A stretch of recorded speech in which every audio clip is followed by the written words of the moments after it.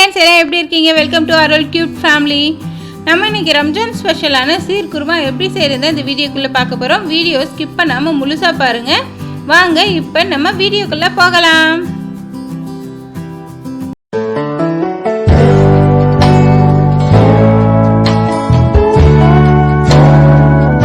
இஸ்லாமிய நண்பர்கள் அனைவருக்கும் இனிய ரம்ஜான் நல்வாழ்த்துக்கள் வாங்க இப்போ சீர் குர்மா எப்படி செய்யறதுன்னு பார்க்கலாம் ஒரு ஃபேன் அடுப்பில் வச்சுக்கோங்க 2 டேபிள் ஸ்பூன் அளவு நெய் சேர்த்துக்கோங்க நெய் நல்லா உருகி வரட்டும் அதுக்குள்ள நமக்கு தேவையான நட்ஸ்லாம் நம்ம எடுத்துக்கலாம்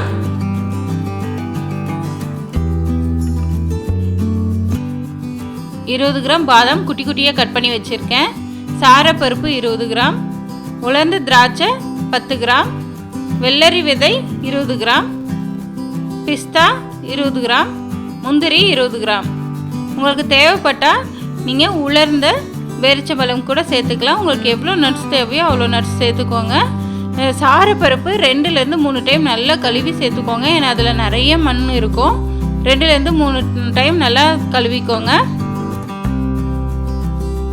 நம்ம இந்த நெய்லேயே இந்த நட்ஸ்லாம் போட்டு நல்லா வறுத்து எடுத்துக்கலாம் 1லேருந்து 2 நிமிஷம் வறுபட்டால் போதும் கருக விட்டுறாமல் பார்த்து வறுத்து எடுத்துக்கோங்க பாருங்கள் இப்போ நமக்கு நட்ஸ்லாம் நல்லா வறுபட்டுச்சு இது நம்ம ஒரு பவுலுக்கு மாற்றிக்கலாம்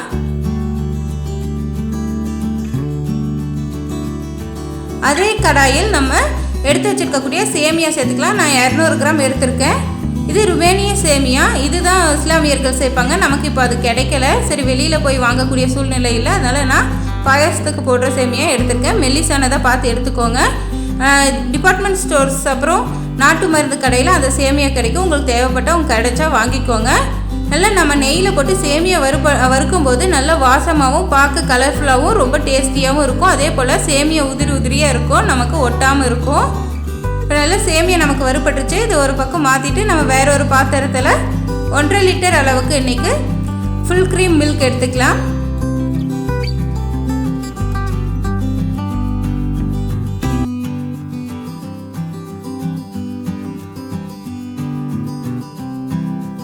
நம்ம தண்ணி எதுவும் சேர்க்க போகிறதில்ல பால் மட்டும் 1.5 லிட்டர் எடுத்துருக்கோம் பால் நல்லா கொதிச்சு வரட்டும் நீங்கள் அதுக்கு முன்னாடி நீங்கள் அப்பப்போ கரண்டி வச்சு நல்லா கிண்டி விட்டுட்டே இருங்க ஏன்னா இது வந்து ஃபுல் க்ரீம் மில்க்ன்றனால ரொம்ப திக்னஸ் இருக்கிறதுனால அடிப்பிடிக்க ஆரம்பிச்சிடும் பால் நமக்கு நல்லா கொதிச்சு வந்துடுச்சு பால் வந்து ரொம்ப கொதிச்சிட்ருக்கு நம்ம வேற ஒரு அகலமான பாத்திரத்துக்கு மாற்றிக்கலாம் பாருங்கள் அகலமான பாத்திரத்துக்கு மாற்றிட்டு அதே போல் சைடில் இருக்கக்கூடிய அந்த ஆடையெல்லாம் நீங்கள் எடுத்து விட்டுருங்க ஆடை கட்டாத மாதிரி பார்த்துக்கோங்க இன்னுமே கொஞ்சம் திக்னஸ் ஆகட்டும் நமக்கு இது பால்லாம் கொஞ்சம் வத்தி வரட்டும்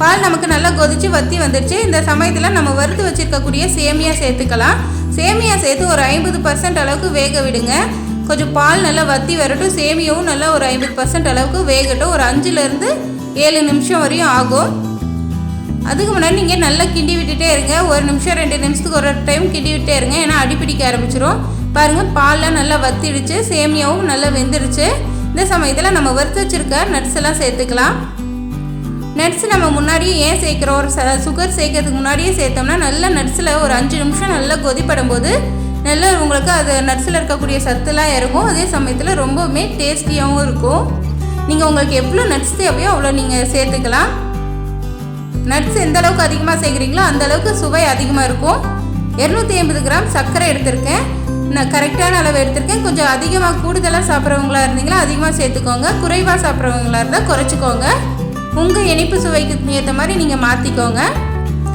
சர்க்கரை சேர்த்துட்டு நல்லா அடி பிடிச்சிரும் அதனால் கைவிடாமல் ஒரு 2லேருந்து 3 நிமிஷம் நல்லா நீங்கள் கிண்டி விட்டுட்டே இருங்க ஏன்னா அடிப்பிடிக்க ஆரம்பிச்சிடும் சர்க்கரை சேர்த்துருக்கனால நம்ம பாலும் கெட்டியான பால் அதே போல் சைடில் இருக்கக்கூடிய ஆடையெல்லாம் எடுத்து விட்டே இருங்க ஏன்னா ஆடை கட்ட விட்டுறாதீங்க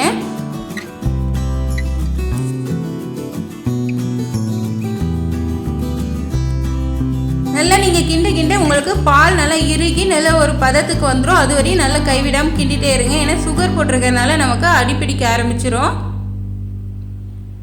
பாருங்கள் இப்போ நல்லா கொதிச்சு பால்லாம் வத்திடுச்சு நல்லா ஒரு அந்த இதுக்கு வந்தாச்சு ஒரு 3 ஏலக்காய் எடுத்து தட்டி வச்சுருக்கேன் அதை சேர்த்துக்கலாம் நீங்கள் ஏலக்காய் சேர்க்கும் போது உங்களுக்கு இனிப்பு சுவை வந்து தூக்கி காட்டும் அதே சமயத்தில் உங்களுக்கு நல்லா டேஸ்டியாகவும் இருக்கும் 3 ஏலக்காய் தட்டி சேர்த்தாவே போதுமானதாக இருக்கும். ஏலக்காய் சேர்த்து 2 நிமிஷம் விட்டாச்சு. நமக்கு கரெக்டான பதத்துக்கு வந்துச்சு. நம்ம அடுப்பு ஆஃப் பண்ணிக்கலாம். இந்த கரெக்டான பதத்துக்கு இந்த மாதிரி இருந்தாவே உங்களுக்கு கெட்டிப்பட ஆரம்பிச்சிடும்.